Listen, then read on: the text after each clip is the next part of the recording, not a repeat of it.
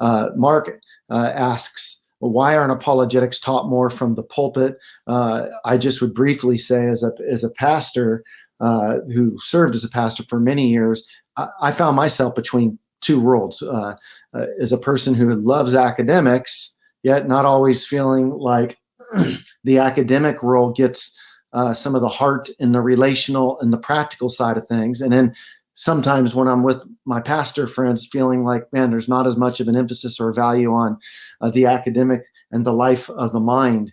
And so the importance of being holistic, right? I mean, even as the church, it's to minister to the world, head, heart, and hands.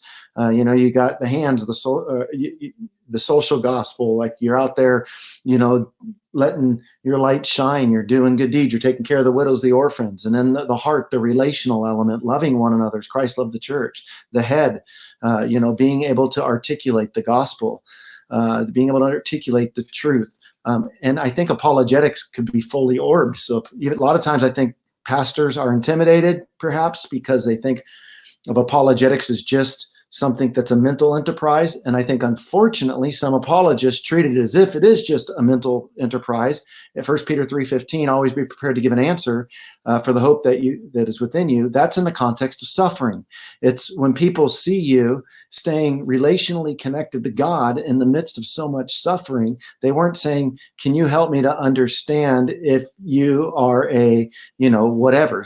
It's not some intellectual thing there. It's, wow, your life is on display and I like what I see.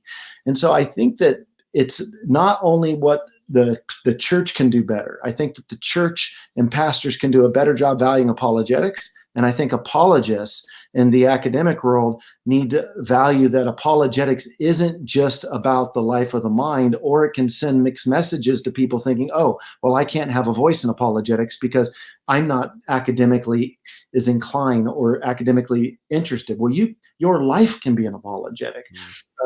And so that's how I would just respond to that. Mike, anything you'd want to add on that question? Why aren't apologetics taught more from the pulpit? Boy, Bobby, I'm with you 100% on that. I mean, I agree with you wholeheartedly. And I guess if I were to add, I'd say that there are people like my dad and others who just don't see a need for apologetics. They're not wired the same way as some of us are. Maybe they're not out sharing their faith and coming to face to face with some of these skeptics who are raising these kinds of questions. I would also say that, I admire pastors because I think their job's tougher than mine. Because, and you would know this more than me, Bobby, but you're leading a church, you're casting vision. A lot of church pastors out there, they're also doing counseling, sermon prep, fundraising. They've got all these challenges and things, hats they're wearing. And it's difficult. I couldn't do that. It's very tough. But you can't expect to be proficient at all of those things.